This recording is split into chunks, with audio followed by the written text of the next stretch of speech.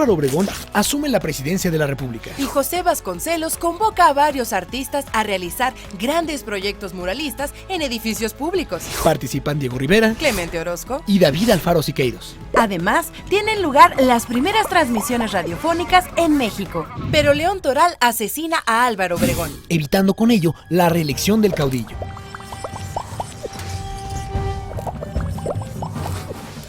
México moderno. Por esos años, Plutarco Elías Calles funda el Partido Nacional Revolucionario, Antecesor del PRI. y la Universidad Nacional de México se convierte en autónoma. Además, tiene lugar el periodo conocido como el Maximato, donde Emilio Portes Gil, Pascual Ortiz Rubio y Abelardo L. Rodríguez gobiernan bajo la influencia de Calles. Mientras tanto, se establece que la educación pública será socialista. Con la presidencia de Lázaro Cárdenas se inaugura el Instituto Politécnico Nacional y se anuncia la expropiación petrolera. Por su parte, Manuel Gómez Morín funda el Partido Acción Nacional, PAN, y años más tarde inician las transmisiones de televisión en México. Para la década de los 50, Octavio Paz publica El laberinto de la soledad, una crítica sobre el devenir y conciencia colectiva mexicana, y se determina que las mujeres pueden votar por primera vez. Demetrio Vallejo y Valentín Campa dirigen el movimiento ferrocarrilero. Ambos son enviados a la prisión de Lecumberri. Una década más tarde, las protestas estudiantiles culminan con la matanza de la Plaza de las Tres Culturas de Tlatelolco, el 2 de octubre de 1968. A 10 días de la inauguración de los Juegos Olímpicos, y un año más tarde se inaugura el metro de la Ciudad de México.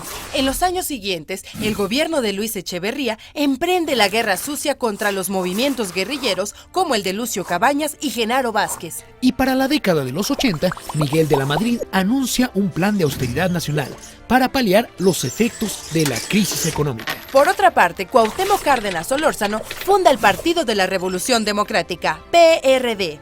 Resultado de la relación con Estados Unidos y Canadá, entra en vigor el Tratado de Libre Comercio de América del Norte. Justamente el mismo día, estalla el movimiento armado del Ejército Zapatista de Liberación Nacional, EZLN.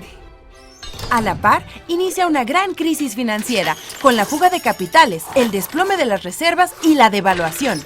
Tras 70 años de gobierno priista, el candidato por el PAN, Vicente Fox Quesada, gana las elecciones presidenciales. Se publica la Ley General de Derechos Lingüísticos de los Pueblos Indígenas. Andrés Manuel López Obrador, candidato a la presidencia, inicia un movimiento de resistencia civil pacífica tras su derrota electoral frente a Felipe Calderón, en cuyo sexenio comienza la llamada Guerra contra el Narcotráfico, con el operativo Conjunto Michoacán.